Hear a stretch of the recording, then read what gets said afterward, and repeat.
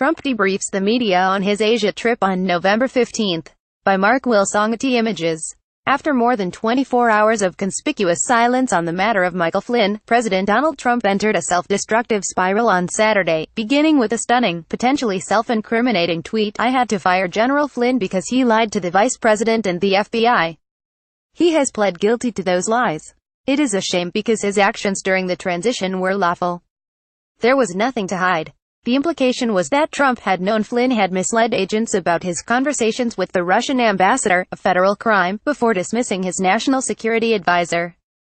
That new information, which was not previously reported, would add new significance to his subsequent decision to fire FBI Director James Comey, who was investigating Flynn.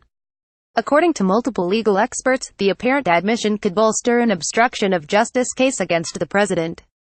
One of Trump's lawyers, John Dowd, later claimed that he, not Trump, had drafted the tweet, a distinction that would limit the president's legal risk, if true. Facing a wave of news stories questioning whether the president had just handed Mueller another smoking gun, Trump went back on the offensive early Sunday morning in an aggressive campaign to discredit Mueller, Comey, and the FBI.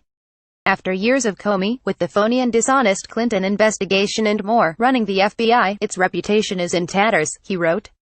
Worst in history. He claimed that he never asked Comey to stop investigating Flynn, as Comey testified under oath, effectively accusing the former FBI director of perjury. In tweet after tweet, he raged against the agency for Comey's decision not to recommend charges against Hillary Clinton for her use of a private email server as Secretary of State, suggesting that the entire Justice Department was aligned against him. So General Flynn lies to the FBI and his life is destroyed, while crooked Hillary Clinton, on that now famous FBI holiday interrogation, with no swearing in and no recording, lies many times, and nothing happens to her. Rigged system, or just a double standard, he wrote in one. Many people in our country are asking what the Justice Department is going to do about the fact that totally crooked Hillary, after receiving a subpoena from the United States Congress, deleted and acid-washed 33,000 emails. No justice, he wrote in another.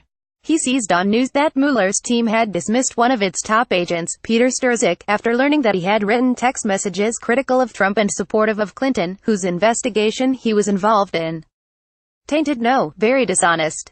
FBI agent's role in Clinton probe under review, led Clinton email probe, he fumed. ANTITRUMP FBI agent LED Clinton email probe. Now it all starts to make sense.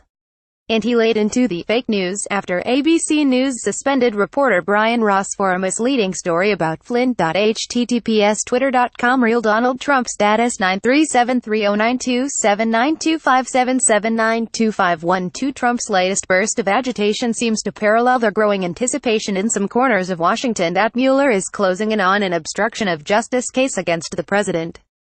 The Judiciary Committee has an investigation going as well, and it involves obstruction of justice, and I think what we're beginning to see is the putting together of a case of obstruction of justice. Senator Dianne Feinstein, the committee's ranking Democrat, said on Meet the Press Sunday. "I see it in the hyperfrenetic attitude of the White House, the comments every day, the continual tweets. And I see it, most importantly, in what happened with the firing of Director Comey, and it is my belief that that is directly because he did not agree to lift the cloud of the Russia investigation. That's obstruction of justice, as former prosecutors have told The Hive. It is easier to make an obstruction case if you can point to an underlying crime, which is perhaps why Trump's own lawyers have been publicly laying the groundwork to argue that there is no such crime as collusion. And indeed, the vast web of unseemingly connections between the Trump campaign and Russia may not be illegal. Still, there doesn't need to be crime for there to have been a cover-up. https twitter.com Kreja status 9373474634842311682